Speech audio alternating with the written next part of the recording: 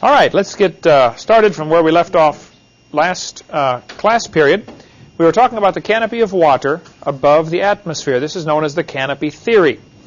Now, the canopy, whatever was up there, is now gone. So this is not something we can show you or test or demonstrate or prove. It's only a theory, but I think it's a very reasonable theory. The Bible talks about the water above the atmosphere.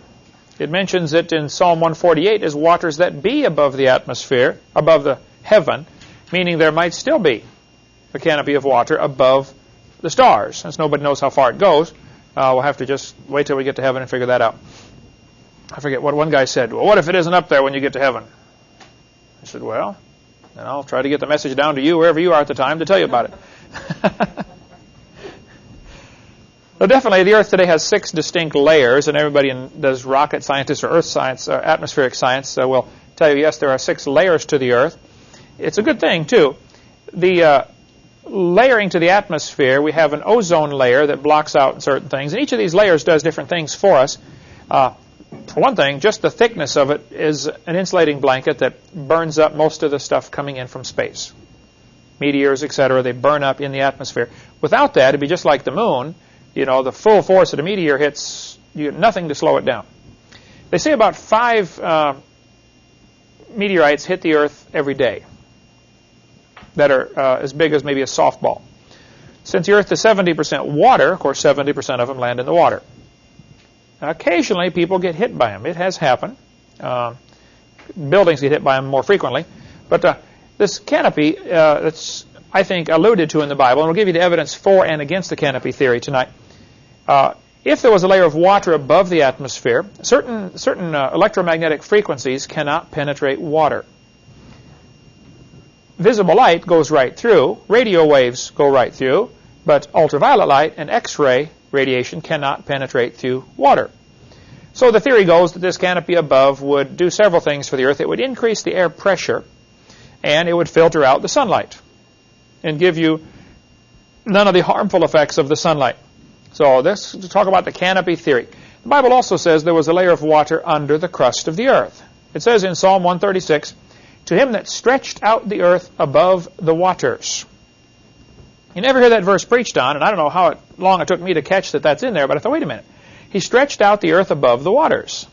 What is this saying here? Now, some idiots have tried to say, see, the Bible teaches the earth is flat and it's on top of a layer of water. That's not what it says. It doesn't say the earth is flat, does it? The Bible clearly says the earth is round. Psalm 24, "The earth is the Lord's and the fullness thereof, the world and they that dwell therein, for he hath founded it upon the seas and established it upon the floods." There's another verse indicating when God first made the world, it was built on top of a great body of water. So there must have been more water inside the earth. Now, those who object to the canopy theory, the biggest objection they get, and I talk to many people who do not like the canopy theory. I shouldn't say many. There are a few creationists who don't accept the canopy theory. They will say the reason is if you had enough water up over the atmosphere to rain down and cover Mount Everest, the heat generated would cook the world. Now, see, when moisture turns to water and condenses, it releases heat. If you're turning water into moisture to boil it, it absorbs heat. So when something changes from a solid to a liquid to a gas, there's a heat exchange.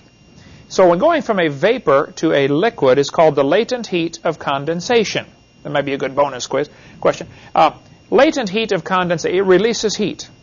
Even though it turns to water and it falls down and it feels cool when it hits you, it's actually released heat to go from the vapor to the liquid state. You have to release heat, you have to take heat away to get something to go from a liquid to a solid state. Freezing. Okay, so here's their objection. Enough water to cover Mount Everest condensing would fry the world. What are the errors in that logic? You're assuming you have to cover Mount Everest. Mount Everest wasn't there, right. And all of these straw men, these scoffers set up, are easy if you look at it. Wait a minute, Mount Everest wasn't there. The Bible says in Psalm 104, during the last part of the flood, the mountains arose. The mountains weren't there. What's the second problem with this? They're assuming all the water came from up above. Well, the Bible clearly says the earth was founded upon the waters, and that's where most of the water came from. If you read Genesis chapter 7, same day were all the fountains of the great deep broken up, and the windows of heaven were opened. So here, it says the rain was upon the earth 40 days. But if you keep reading in Genesis chapter 7, you'll see the water kept coming up for 150 days. Obviously, it's not all coming from above if it's only raining for 40 days. So they always set up a straw man and say, see, all that water to cover Mount Everest would produce so much heat. And they do all these elaborate mathematical calculations, and they're correct on their calculations about how many joules of heat would be, or energy would be released. And that's all correct, but they've got a straw man set up. Yeah, you're right. It would fry the earth. However, all that water didn't come from above. It only rained 40 days. And probably an awful lot of that rain during that 40-day time was being recycled because the climate was all messed up. You'd have had evaporation and a rainy cycle started. Some of it might have come down as rain from when the fountains of the deep broke open, the water shooting up into the atmosphere, and it's raining down. So I don't know how much actually came from the canopy. You'd only have to have... People argue about the thickness all the time, so I hesitate to give a number. But most people say somewhere between 4 and 10 inches of ice would be sufficient to produce the effects of filtering out the radiation. Now, what held it up there is the other objection. I don't know. I don't know anybody who knows. There are a couple of theories about it.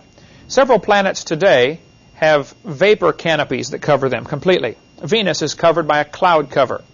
Clouds, of course, are 100% water, and they float just fine. If you get water droplets small enough, the surface area is so great compared to their volume, they simply can't even fall. You have to have something to stick to get enough mass together so they can fall.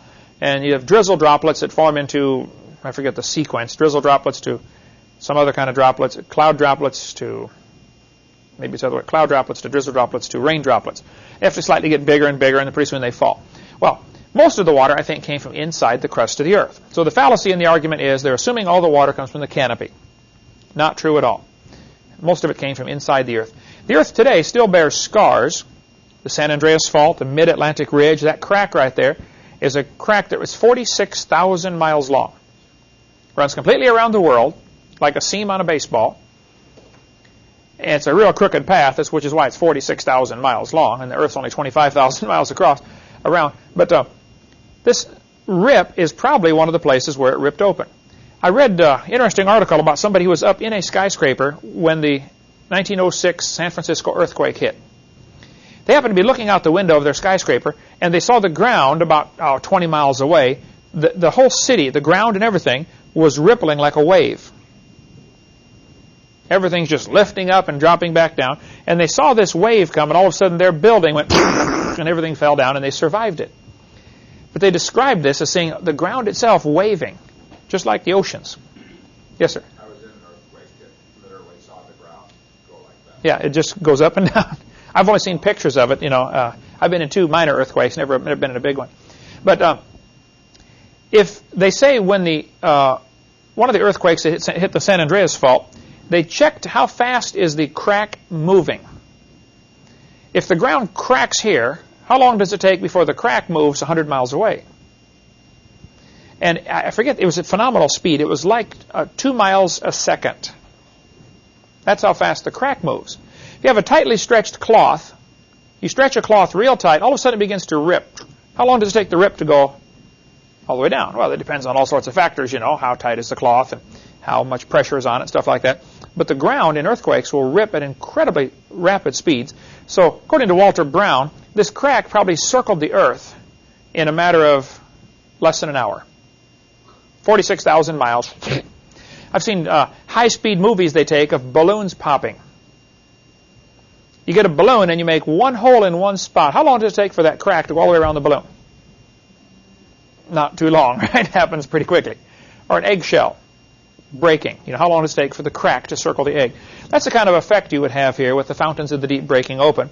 And the Earth today still has what are called continental plates. And when you study Earth science, you study the different plates. It's interesting that most of the volcanoes, represented here by the red dots, most of them are on or near a fault line.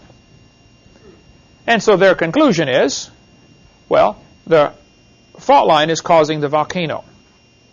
Maybe so. I don't know. There are a couple other theories. You want to read something very fascinating. You need to get Walter Brown's book In the Beginning and just read through that, his explanation of what's called the hydroplate theory about the magma being trapped when the fountains of the deep broke open. And that's still causing volcanoes today. And the likely place for it to come out is where one of the cracks are. San Andreas Fault, I remember standing right on top of that when I was in Lompoc, California. I was driving through the country and I went over the San Andreas Fault. I stopped. And you stand there and you look down both directions and you see this massive crack. And you're thinking, I mean, up these mountains beside it are, really big mountains. And you're thinking, man, what if this thing had another earthquake right now? Pretty scary thought. My mom and I stayed in the motel in Alaska where they had the 1964 Alaska earthquake. It happened 30 feet away from this hotel we were in. We were up on the 13th floor, I think. The church put us up in this motel, And you look out the window, and they said what happened. The whole section of the city dropped down 30 feet. So they just smoothed it out and planted grass, and now there's a hill there, where before it was just flat ground. We were just looking out the window, looking right down that hill, just 30 feet away from here to that, deck. How deep is that? Right. San Andreas Fault varies all over the place. It finally runs out into the Pacific Ocean, just north of San Francisco. Where you were there with them. Did you go see Muir Woods when you were out there? Petaluma, just north of. You were there in just a few weeks ago, right? Yeah. They say California's going to drop off into the ocean. Well, first place, it's just a little piece of California that would be affected, and it's not going to drop off. It's going to slide northward. And that's not so bad, except when it slides, all the rock, moves and everything falls down. The crack is probably, who knows how deep it is, apparently down to where it changes into liquid, maybe 20 miles, 30 miles. So why don't they, instead of drilling, why don't they do experiments there? Well, there have been theories tested or attempted. There have been theoretically they thought, the reason that earthquakes happen is because the plates are pushing against each other. You do an experiment where you get two blocks of wood or two things that are going to have a lot of friction, two erasers here. If I pull one down like this, they slide past each other. What if I push them together real hard and then pull down? When it finally builds up enough pressure, it jerks. If there wasn't any pressure holding them, it would just slide past each other. But the sliding will cause it to jerk if there's more pressure between it. So what you have here is two massive blocks of earth sliding, and as they build up pressure, and all of a sudden it jerks. It may only move a foot, but the energy released, knocks down buildings for 50 miles. And sometimes they move side to side this way. Other times one drops down. If one drops down, it'll make a big cliff called an escarpment. They have those all over the world where obviously it had an earthquake and a section dropped down. There are several different types of fault lines. I used to know them when I taught earth science. It doesn't matter. You won't need it for the quiz. Okay. Excuse me, Sam, Yes, sir. on that slide you just had there, what are we looking at as far as, are we looking at from an aircraft of many miles away, or are we looking at how wide is this crack? That varies greatly. I would say the total width of this picture at the foreground here where you're looking is probably 2 miles. It's taken from a high-altitude plane. The mountain ranges, you're driving across relatively flat terrain, and all of a sudden you see this mountains where it's been built up probably from the abrasion of the rubbing. What's running down the center of it? Just some kind of... It all fills in. As soon as it cracks and slides, the next rainstorm fills it in with dirt, and you can't even tell it's there. It's not like it's an open crack. You can look down into the earth.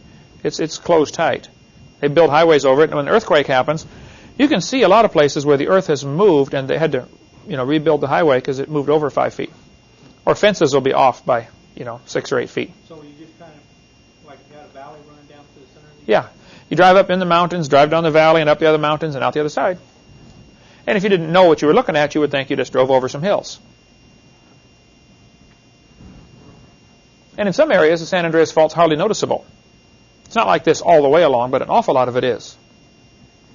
Pretty noticeable crack in the ground. Okay, the greenhouse effect is what happens when you have something that lets light in, and the energy is absorbed by the ground, and then it's re-emitted, and it comes off as a different kind of energy wave, and so it's trapped. It can only penetrate through the glass one way. A layer of carbon dioxide above the Earth would make what's called the greenhouse effect. A layer of water above the Earth will do the same thing. Environmentalists are all nervous about, us burning all the fossil fuels and producing greenhouse gases, which is true. If all the cars in the world running today and all the factories burning all these fossil fuels are producing greenhouse gases that go up and they hover in the atmosphere. What they don't tell you, the people who are nervous about, save the environment kind of stuff, the plants absorb this kind of stuff. In many countries, they don't have pollution control on their cars at all. They plant certain kinds of trees along the highway. It absorbs all the pollution. Norwegian maples are great at absorbing pollution. They thrive on it. So the more pollution you get, the faster the trees grow and they absorb it faster. So, but of course the American solution is, make you pay $2,000 extra for your car so it can't run as good and you can't work on it anymore. And you open the hood and you don't know what's under there. You don't recognize a thing. That's the way. I remember in the days when you could open the hood and you knew what you're looking at. We used to work on cars all the time. But today you got to have a computer to tell you which part of the computer's going bad. Okay.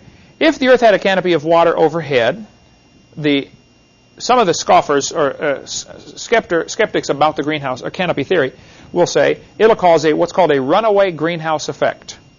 The heat just keeps getting hotter and hotter and hotter. This room has lots of windows in it in our gazebo. Before we had the air conditioner put in, you would get the runaway greenhouse effect in here. It could be 100 outside and be 140 in here because it just gets hotter and hotter and the heat can't escape. It has to do with the long wave, I believe it's long wave radiation. I'll get it backwards, I know, and somebody will write me about this. Heidi, you handle the call. Because I didn't look this up before the class, but I know where to look it up. Education is knowing where to look. It's not knowing everything. It's knowing where to find everything. It's either shortwave radiation comes through the glass and heats up the room, and then the long wave radiation is emitted from that and can't penetrate back through. Is that the way it is? Shortwave will go through water. Long wave will not. So that's what's called the greenhouse effect. Okay. Hope you're right, because I'll get calls on this one if you're not. I could look it up. Karl Baugh, and I get blasted by creationists for even mentioning Karl Baugh, but he's a great godly man. You haven't met him yet, have you, Eric? Next time you drive across Texas, stop and see Karl Baugh, because there's nothing to see driving across Texas. But he was pastoring a very successful church in St. Louis area, and he moved to Texas and bought some of the property where the footprints are found with dinosaur and human footprints together, and has a museum there. And he gets, he has his share of skeptics, like anybody trying to do something for the Lord. You get people who want to fight against you for some reason. But he's a very nice guy. He's a godly man, loves the Lord. And my philosophy is, if you disagree with somebody about something, call them and talk to them first. Okay, if you can. So I've talked to Karl Baugh many times, been to his museum, and seen it in the middle of Glen Rose, Texas. But he's got an interesting book out called Panorama of Creation. Now, when I talked to Walter Brown, who's also a creation scientist, he said, I know Dr. Baugh very well. We've talked about this in great detail. And what he has here is some interesting speculation, but no hard evidence. Well, I understand that, and that's why we call it the canopy theory. Okay, I can't prove it to you, but it answers some basic questions. Scientists, by the way, I was recommending here that you do get Karl Baugh's book and read it if you're interested. It's about $10. Panorama of Creation. He thinks the canopy of water overhead before the flood would cause several interesting factors. It would be photoamplifier, which means they could see the stars better than we can. For one thing, if you ever look at, you ever been driving on the highway when it's real hot and you see the little lines coming off the highway? That's the hot air is distorting the light coming to you.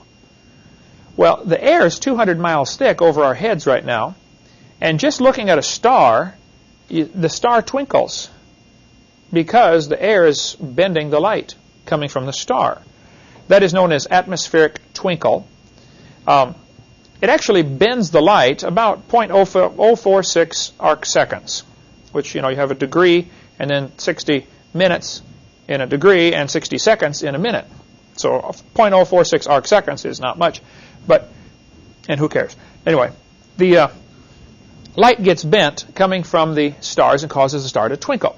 If you compressed the air down to, say, 10 miles, 10 miles is still a lot. I mean, I get up in airplanes every week, and we never get over, 4 miles high or 5, maybe 6 miles high. 10 miles is way up there. So let's just assume that the canopy of water, or ice, whatever it was, compressed the air down to 10 or 12 miles. Now you have much less atmospheric distortion because the air is compressed. It's not free to move. And you have no weather patterns. Because what causes the weather is you have hot air masses and cold air masses and things are moving around, and you couldn't get a thunderstorm in the Garden of Eden, I don't think. If the canopy theory is true and you had extra air pressure, you'd have perfect weather all the time. You'd have springtime all the time if the Earth were not tilted. Today the Earth's tilted over 23.5 degrees. That causes our seasons. If the Earth were not tilted before the flood, and I don't know if it was or wasn't, but this is just the theory, and that it was struck by something that started the flood, which I cover in video number 6, that caused the Earth to wobble around and finally tilt at this new angle they're at today. Before the flood, it would have been March 21st, that type of weather, spring weather, all the time, every place on the globe. Slightly warmer at the equator and slightly colder at the poles because the Earth is still curved and the sunlight would still strike at different angles. So that would still cause some effect. There might even have been some ice caps around the poles that were smaller. There are some animals that seem to be very thoroughly designed for living in cold weather. So some people say, that there was no ice before the flood. I don't know if I'd buy that or not. But they do find some enormous vegetation, fossils, evidence of vegetation at the poles, which we get into on video number 6. Anyway, they got a new theory out that says a lack of oxygen killed the dinosaurs. Now, this article is worth reading the whole thing. Let me read this to you here. Dinosaurs weren't done in by a giant asteroid, as one theory holds, but by a change in the atmosphere that meant there wasn't enough oxygen to support their inefficient respiratory systems. A new theory suggests. A new analysis of air trapped in 120-million-year-old amber found in east-central Minnesota casts doubt on the notion that the dinosaurs starved to death after a giant asteroid hit the planet 65 million years ago, sending up dust that blocked the sun and killed plant life. Dinosaurs were already on their way out by the time the meteor purportedly hit, says Landis, a U.S. Geological Survey geologist, and one of the 4 scientists presenting their theory at the Geological Society of America's annual meeting today. The dinosaurs did not keel over with their feet up in the air, but they found it increasingly difficult to compete in their environment. The theory also carries implications for humans because it presumes that worldwide atmospheric changes can occur 10 to 20 times faster than previously thought. Let me stop right there and make this comment. It would be a neat scrapbook to have, to keep articles every time they say, this overthrows all the old theories. New fossil find, overthrows previous theories. Because there would be one from every week. They're constantly overthrowing some old theory, but they don't ever quite, ever learning but never able to come to the knowledge of the truth, the Bible says. They don't ever quite get all the way to say, maybe the Bible is right after all. Okay, let's continue here. Landis and his colleagues tested air found trapped in the amber in east-central Minnesota. They found that the proportion of oxygen in the atmosphere fell from a high of 35% to a low of 28% within the relatively short time of between 300 and 500,000 years. It would be like taking a dinosaur for a stroll from sea level to 6,000 to 7,000 feet, Landis said. The oxygen-rich air resulted from volcanic activity, which pumped out carbon dioxide, which was converted into oxygen by plants. Now, hold it. Let's stop right there. Does he know that? I encourage kids, when I go to public schools and speak, I'll read through part of their textbook and I'll say, now, wait a minute. Is this what the author knows or is this what he thinks? You can see where they freely mix their science and their religion all the time. A lot of this is good scientific stuff, and then he mixes in his religious. Well, this is what caused it. Now, wait a minute. You don't know that. Okay, let's keep going here.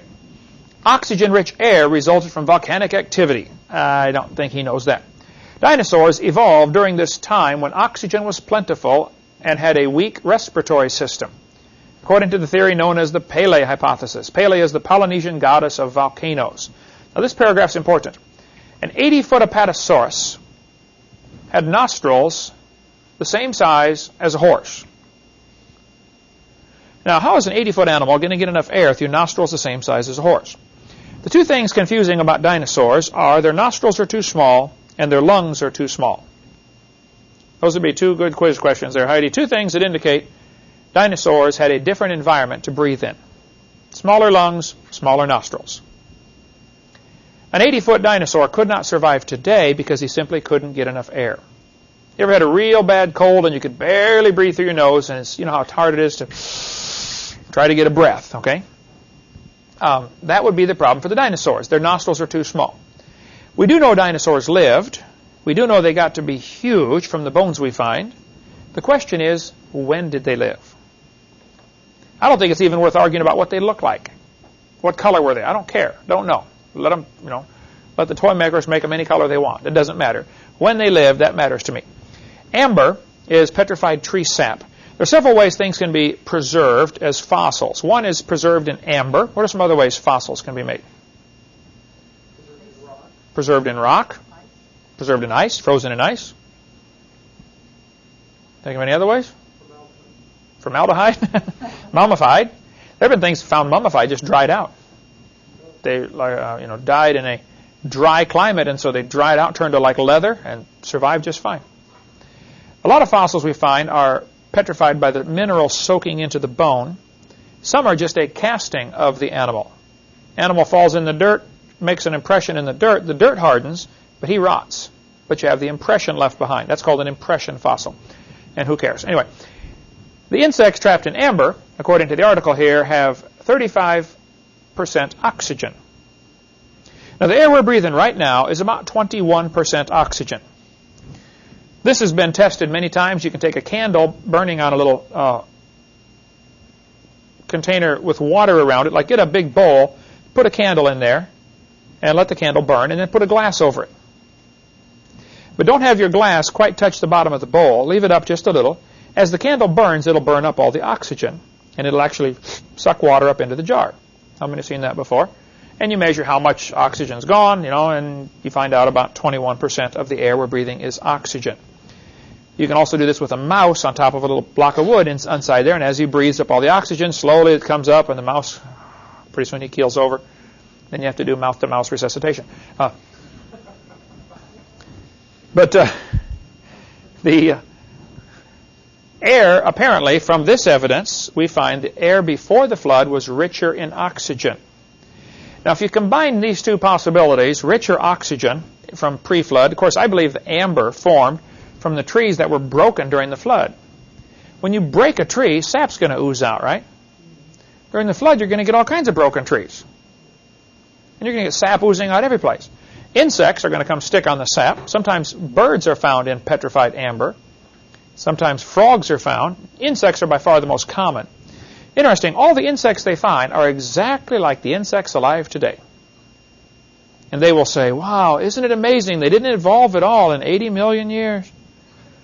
They don't even stop to consider that maybe they're not 80 million years old. They don't even stop to consider that. They know the evolution theory is true. This debate I was in a few weeks ago, I forget who it was now, but I said, what you guys have is a theory that you're convinced is true, but all you need now is some evidence and a mechanism for how it'll work. You got the theory down. Now you need some evidence and a mechanism. It's just so ridiculous that they believe that stuff. Doubling atmospheric pressure and increasing oxygen does some neat things to your bloodstream. Your blood has little red blood cells in there that carry oxygen. When it's oxygenated, it turns red, and it goes through the lungs and picks up oxygen. And then the mechanism of how the body absorbs oxygen and releases oxygen is absolutely amazing. That would take billions of years to evolve, of course. And before it evolved, nobody lived. They all died while they were trying to evolve this complex oxygen transport system. But the oxygen, the red blood cells have a maximum carrying capacity. They can only hold so much. One of the problems with sickle cell anemia, which is a disease that only black people get, the red blood cell, instead of being shaped like a donut, it caves in so it looks like a sickle, like a part of a moon, a crescent moon. Now you have much less surface area, so it holds less oxygen. So a person with sickle cell is very likely to have a very difficult time breathing, or at least carrying oxygen to the body. And it's very often fatal, people with sickle cell. We had a girl, you don't remember her, Eric, you were too small, but a girl rode our bus in Illinois, in Kankakee. Her mother and her father were brother and sister. Her mother was 9 when she was born. Her father was 10. It was her incest. Okay.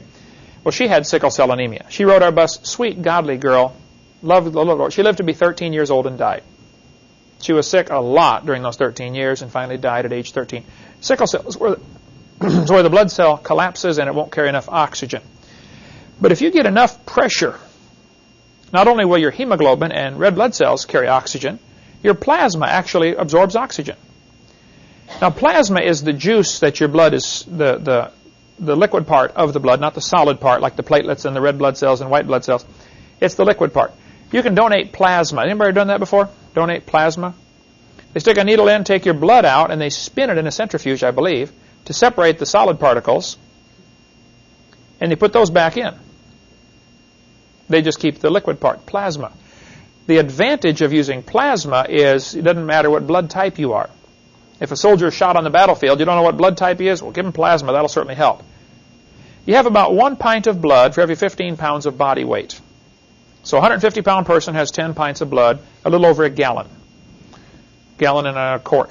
So if a guy's been shot and he's already lost, 4 pints of blood, he's only got 10. It starts to get pretty serious pretty soon. Anyway, under double atmospheric pressure, plasma gets oxygen saturated. So I say in the seminar, before the flood came, if you had double the air pressure and increased oxygen, you could run for hundreds of miles without getting tired.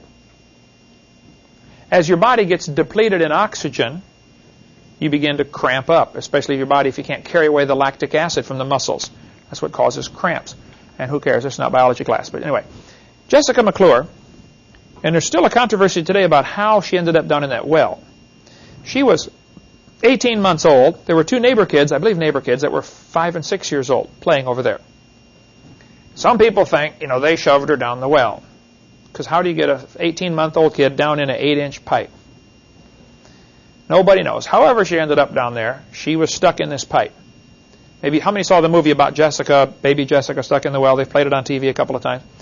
The problem is her left leg was down in the pipe, and she did the splits and was down in the pipe 20 feet down. This is an old abandoned well. I don't know how deep the pipe was altogether, but it was just amazing the way they rescued her. Had to dig a tunnel beside it and chisel over, but the rock is just real hard rock in that region. And so they finally got her out of the well. Well, she'd been down there nearly 2.5 days, 58.5 hours in this well. Lots of her body was black from lack of circulation. You can see on the picture here the black spots where blood wasn't circulating. This does the same thing as frostbite or fire. Freezing or burning has the same effect on your skin. It destroys it and it dies. Lack of oxygen will do the same thing. If you ever sleep on your arm wrong or something and you wake up and it tingles real bad, ever done that? Or sit on your foot for a long time and just tingling? You've cut off the blood supply and the lack of oxygen to the tissue there. Well, Jessica, after being in the well for 2.5 days, they said, we're going to have to cut her leg off. One doctor said, well, hey, before we cut her leg off, let's put her in a hyperbaric chamber for a while. These were invented, I believe, just for scuba divers that come up too fast. If you're down under water, everything's pressurized, including the air in your lungs is pressurized. And the air in your blood gets pressurized. So after you're down under water swimming around, your body gets used to this pressure, and you feel just great.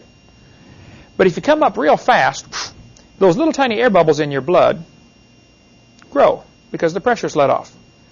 If you put a balloon in a pressurized chamber, the balloon will shrink down. When you relieve the pressure, the balloon will come back up. It responds to the pressure. What's happening in your blood, these little tiny air bubbles are going around. No problem. Everything's fine. But blood vessels come along, and they split and branch off like tree branches. Every time they split, they get smaller. Eventually, you get out to the capillaries, which are extremely tiny. And there's zillions of those all over your body. Well, you have an air bubble that normally flows right through your capillaries and everything, but now it's 4 times normal size. It's going to come along and plug up the hole because it can't fit through the hole. Well, wherever that blood was going is now not getting any blood. And so what ends up happening when a person gets what's called the bends, they get so many of these thousands of little air bubbles all over in their body, it's plugging up capillaries or arteries every place, and it shuts down their circulation. The heart's still pumping, but you shut the valves off. It can't go anywhere. And so you got two solutions. Get them cold. In the old days, they would take scuba divers that come up too fast and got this disease. They call it the bends. They would put them in ice. Put them in a bathtub full of ice. What happens to air when it gets cold? It shrinks. A little more humane solution is put them in a chamber and pressurize it. Now, you have to be careful because when you change pressure on the body, things get hurt. Your eardrums. Little piece of skin with air on both sides of it. You build up pressure on the outside, it's going to pop in. You build up pressure on the inside, it's going to pop out. Now, to equalize the pressure, anybody know what the little names of the little tubes are that help equalize the pressure in your ears? Eustachian tubes. Little tiny tube. You won't need that for the quiz, but they go from the inside of your eardrum to the inside of your nasal cavities. So if you're going up and down the mountains, and you're getting ears are hurting, you hold your nose and blow. By doing that, it blows air through these eustachian tubes and equalizes the pressure. Little rabbit trail. I like to chase rabbits. When babies are born, the slope of the eustachian tube is different because their nose is a different height than their ears. As you grow, these change position a little bit. So in babies, the eustachian tubes are pointed down just a little. So any infection gets in there, runs out to the ears. As an adult, it's going to change position, and it's going to run into your nasal cavities, and you swallow it, and you never notice it. So the solution, if the eardrums, or if the eustachian tube is packed from this fluid behind the ears, the kids are going to get ear infections. Any pressure changes, the eardrum stretches, and the kid screams, ah, because it's hurting. Your eardrum is stretching. Many years ago, teachers would they'd say, I'm going to box your ears. Come up behind some kid and bam, slap the side of his head. Now what's going to happen? You got a column of air right here that you are now compressing suddenly. It's going to split the eardrum going in, right? Thomas Edison had his ears boxed as a kid and was nearly deaf the rest of his life. Which is why a lot of his inventions had to do with hearing type things to help people hear better. Because somebody boxed his ears. Okay, we'll get into more Jessica in just a moment. Let's take about a 3 or 4 minute break. All right, let's talk more about these hyperbaric chambers. This one holds one person. They slide the person in. It's all glass so the person doesn't get too claustrophobic. But these were used, maybe even developed for people who got the disease called the bends. That's from coming up too fast, relieving the pressure, air bubbles build up, shuts off blood supply, and you die from lack of circulation to the various tissues. Baby Jessica was put into a hyperbaric chamber, pressurized to 2.18 atmospheres. Now, in America, we measure our tire pressure in so many pounds per square inch. In most of the rest of the world, they measure it in atmospheres. If you go check your tire pressure at the gas station in Germany, they'll stick the gauge on and say, you got 2 atmospheres. Well, what is that? Okay.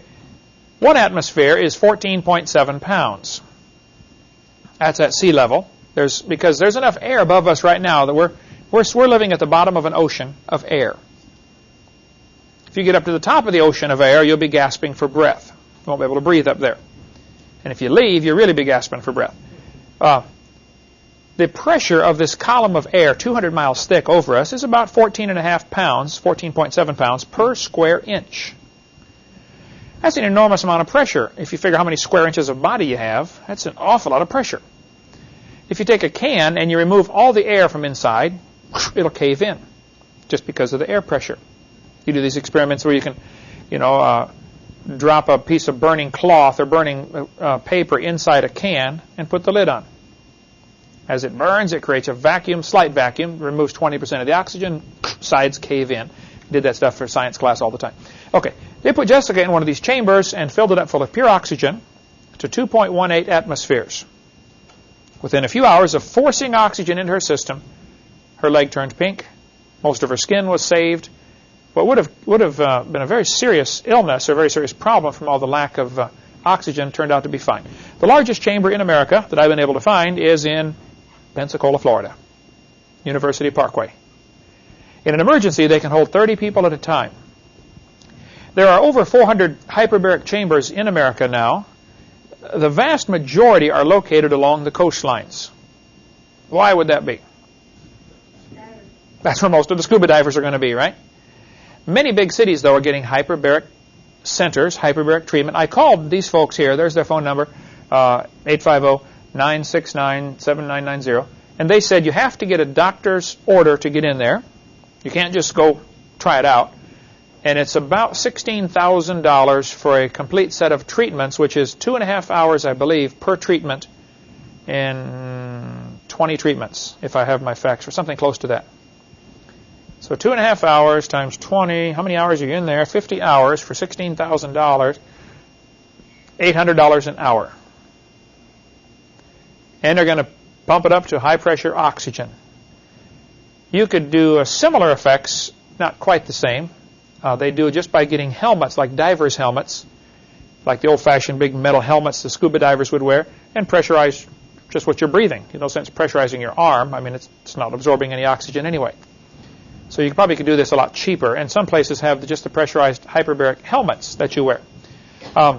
In West Germany, they're treating stroke patients with hyperbaric treatments. Because a stroke is a blood clot or something that stops circulation to part of the brain. And so since its lack of circulation is the problem, you pressurize oxygen and healing takes place much faster. In England, they're treating multiple sclerosis with hyperbaric treatments and getting amazing results. In France, they're treating diseases like arthritis with simply forcing oxygen into the system. In India, they treat leprosy. There's a couple of websites here, hyperbaric.com, if you want to check it out to learn more about hyperbaric treatments, or the email hyperbaric1@earthlink.net. But you can get information. Yes, sir? Actually, it conducts surgery in hyperbaric chambers.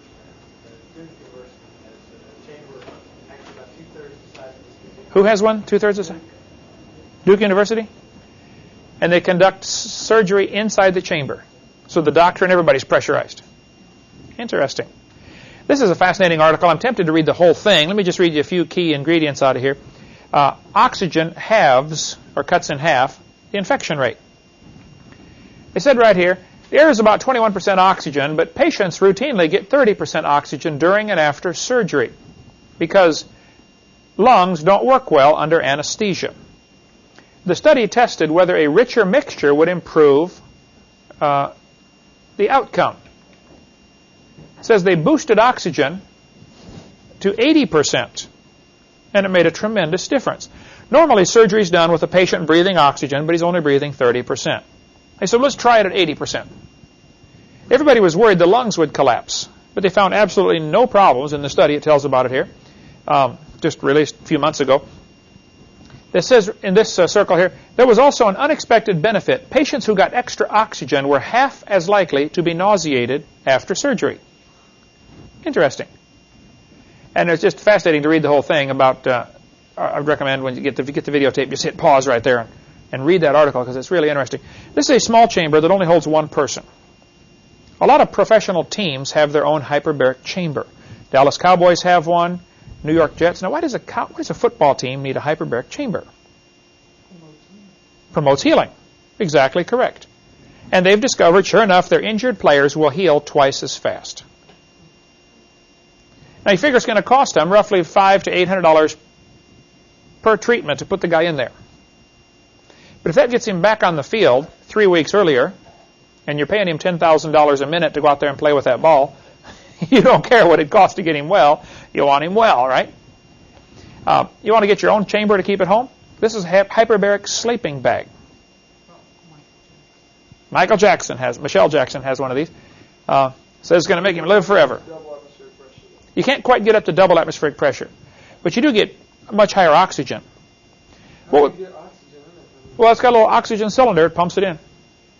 How do you get the pure oxygen? You can go to welding supply shops and get a bottle of oxygen. I got one in our bedroom. Remember, we had one for Mom. We just took the hose while she was, healing from this tailbone injury. We would just, sleep with oxygen just barely flowing, just to increase the oxygen in the room. It wasn't pressurized. Didn't see any dramatic results, but adding oxygen to the system helps. There's a clinic in Dallas. It's in my seminar notebook. If you get the seminar notebook, the section in there about cancer called oxidative therapy. one of the things they use to help treat people with of all sorts of diseases is add hydrogen peroxide to their water and drink it. Hydrogen peroxide is H2O2. Water is H2O, so hydrogen peroxide is an extra oxygen is all it is. And when it breaks down, it turns into oxygen and water. I've drank it many times, not pure. I'll take a glass of water, and now if you get, Walmart hydrogen peroxide, it's only 3%. 97% of what you buy is, if you're buying a bottle of water, 3% is hydrogen peroxide. At some drugstores, you can still get 30% hydrogen peroxide. That's the strongest I've heard of, available, over the counter. But some of the drugstores, in the old days, they would sell hydrogen peroxide, 30%, and people would, just rub it on their head and bleach their hair out. If you gargle with hydrogen peroxide straight out of the bottle from Walmart, it's only 3%. It kills. You feel your mouth foaming up. All the germs and stuff are being killed.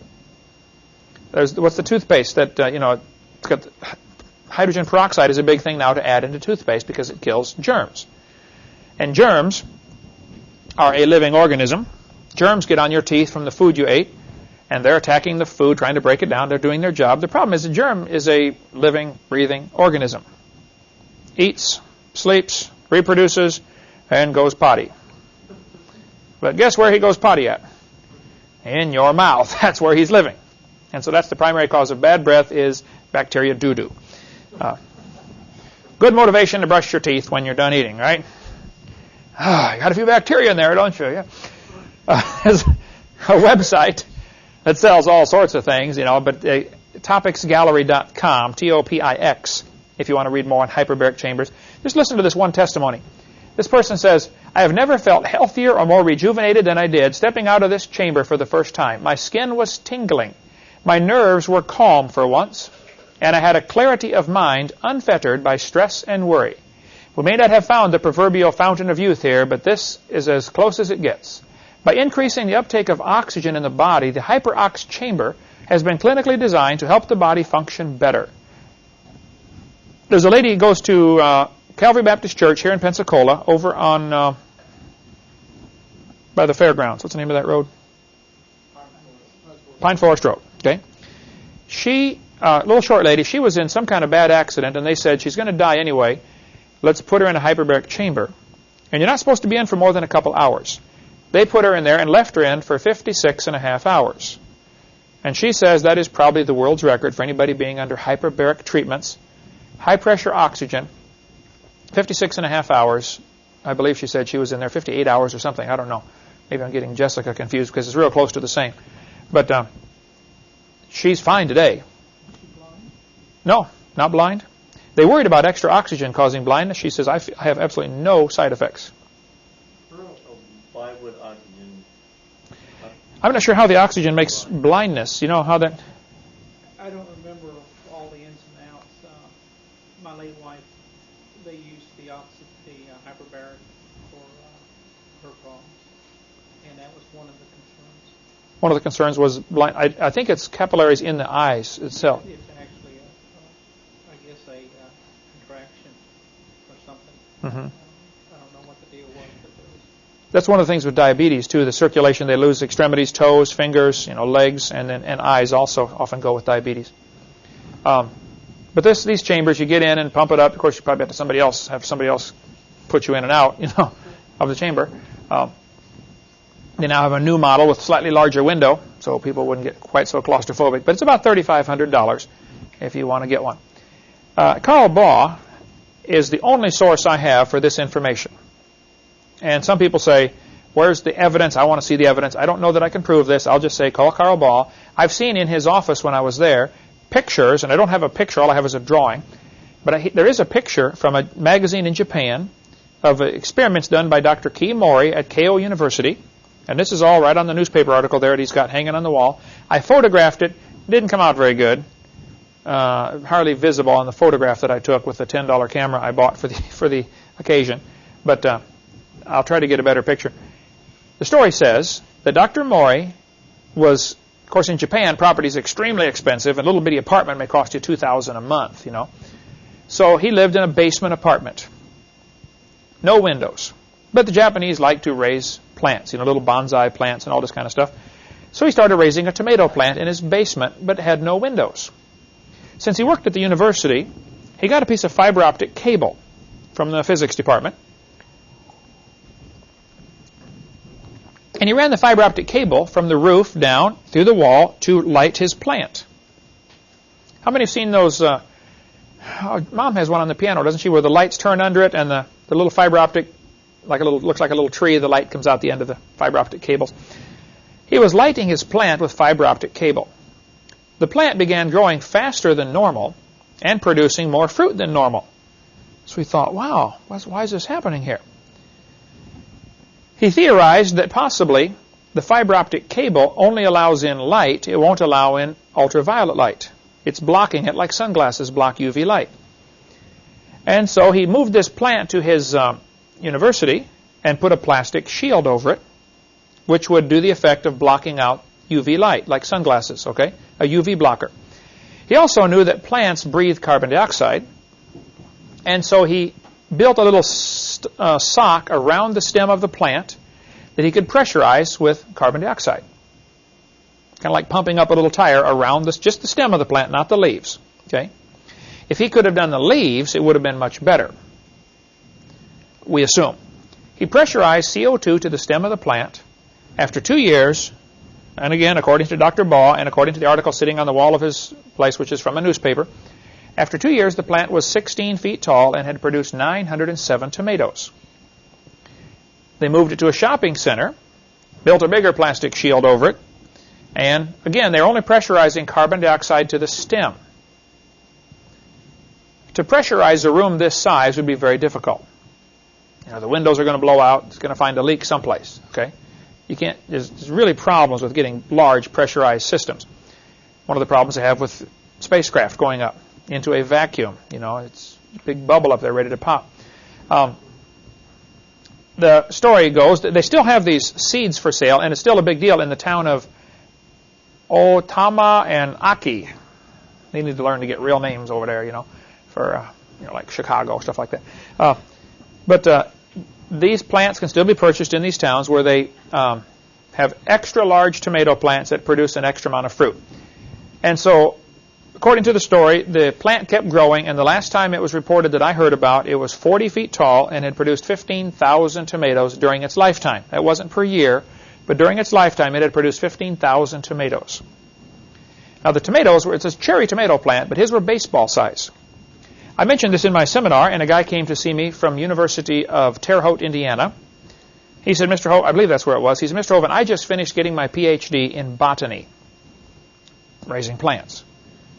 He said, what I did for my PhD dissertation is I studied soybean plants to see how many beans they produce if you increase the carbon dioxide. Normal air we're breathing is very little CO2, 0.06%. Not much. Well, plants have to live on this. That's all they get. And they don't have lungs, they can't breathe it in. They got to wait till it drifts by to absorb it. Well, if you pressurize CO2 and you increase the percentage, plants are going to grow like crazy. Now, the more plants grow, what do they put off? Oxygen.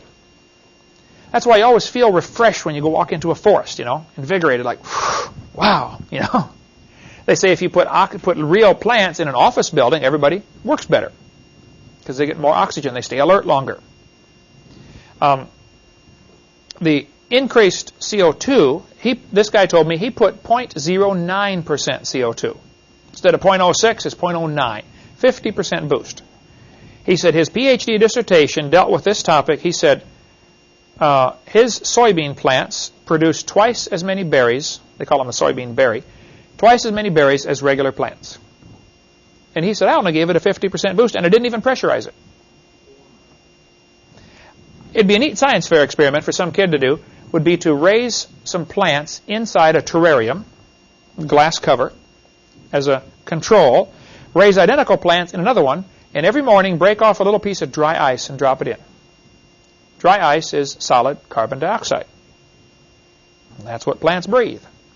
As it vaporizes, it'll produce lots of CO2 in there. Plants can only use so much. It's like you say, would my car run faster if I had a 400-gallon gas tank? No, it can only use so much at a time, right? And plants can't use, 100% CO2 wouldn't help more than 50%. Somewhere along the line, you would reach what's called the point of diminishing returns. I don't know where that is, but that needs to be experimented on. If you try, 0.09, 2%, 3%, and see where it starts to lose effectiveness, because now you've reached the saturation point. The plant just can't absorb anymore. But that'd be a neat experiment for some kid to do for a high school science fair project. Okay, so the cherry tomato plant indicates that things were very different before the flood. I suspect this canopy of water explains why we had so much vegetation. Dr. Eugenia Scott is the president of an organization who's dedicated to keeping creation out of public schools. It is called the National Center for Science Education. The liberals and the communists always pick some name like that, for the people, or the American way. They always make it look like they're good guys. Just by the name, they try to deceive people. National Center for Science Education is actually a private organization started by Andrew Carnegie to keep creation out of the schools. I suspect there's a bigger picture here. Our founding fathers believed that we've got rights that come from God. And when you get folks believing they have rights that come from God, they don't make good slaves. And so if you want everybody to be enslaved in a new world order, you have to get those people to believe there is no creator, and your rights come from the government. So evolution is really an essential teaching for those who would like a one-world government. And guys like Carnegie, the billionaires, they would like all the money in the world. They have most of it, now they want the rest. Okay? And so it's to their advantage to make sure evolution is taught, because it keeps the people dumber and keeps them easier to enslave with the big government programs. Okay. Dr. Eugenia Scott, anyway, is the president. I debated her on the radio in November of '93. During the 1-hour program, and I've got the audio tape of it, I believe I got to speak about 9 minutes. She monopolized the entire conversation. I was trying to be a gentleman, assuming she was a lady. Next time, it'll be different, Jeannie. Let's try it again sometime. I will demand equal time. Okay. Anyway, she said in this debate, she said, "Now, Dr. Hovind, you say the Earth is only 6,000 years old. Do you realize," and here's a quote from her, "there are 80 separate layers of coal in the Midwest?" Let me stop right there and say, she's right. If you look at the amount of coal in the world, the entire biomass of the world today could not possibly be converted to that much fossil fuel. Let me stop again and say, she's right. Trees and plants and grass, when you smash it under enormous weight and pressure, turns to coal. Nobody argues that coal comes from plant material. I don't know, maybe a few out there, but I don't know anybody who disagrees with that. Okay, almost everybody agrees plants turn to coal if they're buried deep enough. It is true, if you took every tree in the world today and buried it, you couldn't produce all the coal we have. Two true statements here. 80 separate layers of coal. There's not enough trees today to make all that. She said, there had to have been an enormous amount of time involved. Oh, stop right there. What's the problem with her logic here at this point? What? Doesn't take a long time to make coal. Assuming a constant production of biomass, but a major assumption is she's looking at the world today, which is 70% underwater. Was it that way when God created it? Where was most of the water that today is in the oceans? Under the crust of the earth. Let's just assume the earth had several conditions different when it was first made. Let's just assume that it was only 20% oceans and 80% water, or land. And let's assume there were no massive ice caps and no massive deserts.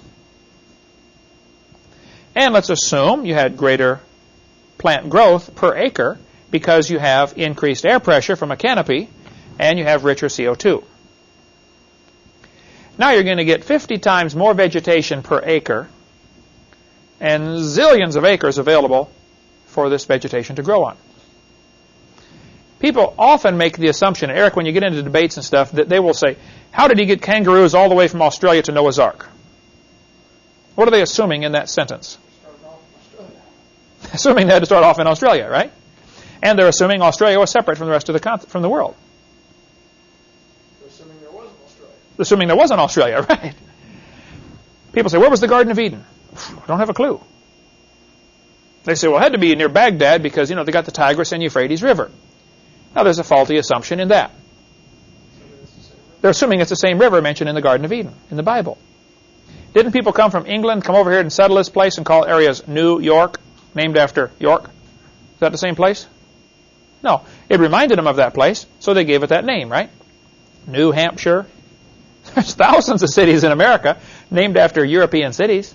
There's a Moscow, Missouri. Probably what happened after the flood, Noah's family got off the ark, and they said, that river looks like the Euphrates River. Let's call it Euphrates. Okay. They got to decide. I mean, they're the only ones left. Pick any name you want. Right?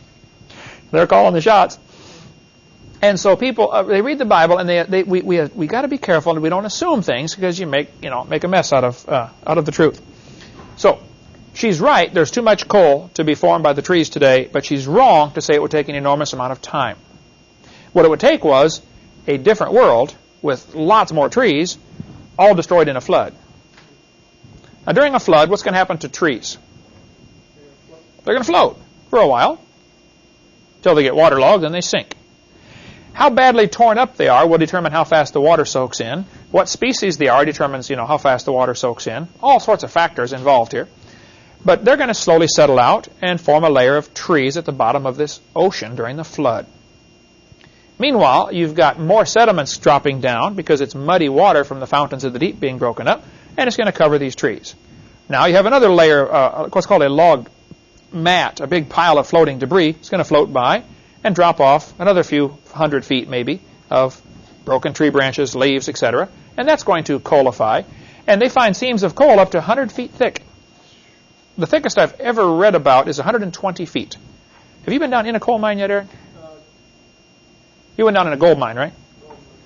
Up in Birmingham, a guy took me down inside the coal mine where he worked. We had to go down at 3 in the mornings to make sure, it was okay with the boss, because the third shift boss was a little more lenient because nobody's down there.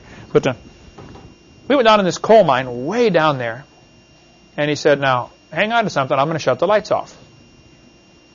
When he shut the lights off, it was so black. I was going, where is everybody, He said, you can stay down here for the rest of your life, and you'll never see your hand in front of your face. Your eyes will never get used to this because there is no light. But as we're going through this coal, where we were, it was maybe 12 feet thick of solid coal. You could see logs had been pressed into the ceiling and pressed into the floor. Whole logs, 80 feet long. And sometimes you'd see pieces of logs coalified sticking out of the sides where they hadn't dug them out yet. Just solid. It was the neatest thing. In the old days, they would dig coal out with a pick and shovel, and the guys got to see things that are found in the coal. Many years ago, they developed a machine that's about the size of this room, and the driver is 22 feet away from the auger that's grinding up, eating its way into the wall and putting it onto a conveyor belt and shooting. He never sees what's going on. He never sees the stuff coming out. So if any human artifacts are found buried in coal, they're very unlikely to be found today, just because of the way coal is mined. But in the old days, lots of things were found in coal. Okay, next week we will try to finish up on the canopy, what it may have been like before the flood, and what some of the effects were. Why did they live to be 900 years old? How do we find these giant animals, giant insects? And I've given you some of the evidence against the canopy theory, the complaints they have. We're going to give you some of the evidence for the canopy theory. One of those would be we find amber with increased oxygen. Something was different. We find evidence of animals like dinosaurs that have small lungs, small nostrils. They had to have greater air pressure and or greater oxygen concentration. Those are two of the lines of evidence that there must have been something different before the flood. The biggest line of evidence, I think, for the canopy theory is the Bible says there was water above the atmosphere. What's the size of insects? The size of things? We'll get into that next week. Right? The insects are found that are gigantic, and they can't absorb oxygen today because of the surface area to volume ratio problem. We'll get into all that next week. Thank you so much.